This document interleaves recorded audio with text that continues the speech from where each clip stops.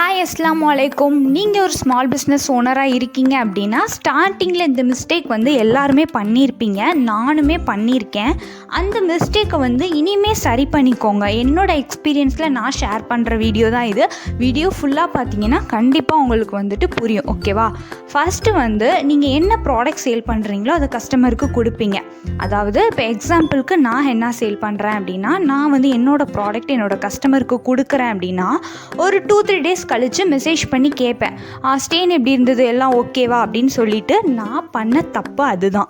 இப்போ நான் என்ன சொல்ல வரேன் அப்படின்னா, நீங்கள் உங்களோட ப்ராடக்ட் கொடுக்குறீங்கன்னு வச்சுக்கோங்களேன், அவங்களுக்கு அந்த ப்ராடக்ட் பிடிச்சிருக்கு அப்படின்னா அவங்களே உங்களுக்கு மெசேஜ் பண்ணுவாங்க, என்ன சூப்பராக இருந்துச்சு, ஸ்டெயின் வேறு லெவலில் இருந்தது, நெக்ஸ்ட் டைம் கண்டிப்பாக உங்ககிட்ட ஆர்டர் கொடுப்பேன் அப்படின்னு. அப்படி இல்லை நீங்களாம் மெசேஜ் பண்ணி கேட்குறீங்க அப்படின்னா சும்மா ஏதோ பேருக்கு ஓகே நல்லா இருந்தது அவ்வளோதான், அதோடு முடிச்சுக்குவாங்க. அதுக்கப்புறம் உங்ககிட்ட ஆர்டர் கொடுப்பாங்களா அப்படிங்கிறது நமக்கு தெரியாது. 100% பீப்புளில் 1% பீப்புள் மட்டும்தான் நம்மளோட மிஸ்டேக்கை சொல்லுவாங்க, இல்லை அந்தளவு சரியில்லை அப்படின்னு. பேலன்ஸ் 99% பீப்புள் நம்ம கேட்குறோம் அப்படிங்கிறதுக்காக ஓகே நல்லா இருந்தது அப்படின்னு சொல்லி போய் தான் சொல்லுவாங்க. நான் எல்லாரையும் சொல்லலை, இருக்காங்க, நிறைய பேர் இருக்காங்க இப்படி தான்.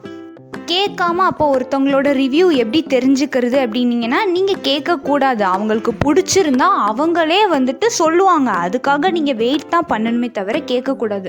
அப்போ நீ யார்கிட்டையுமே கேட்டது கிடையாதா அப்படின்னு கேட்டிங்கன்னா, நான் கேட்டிருக்கேன் தான், ஸ்டார்டிங்கில் கேட்டிருக்கேன்.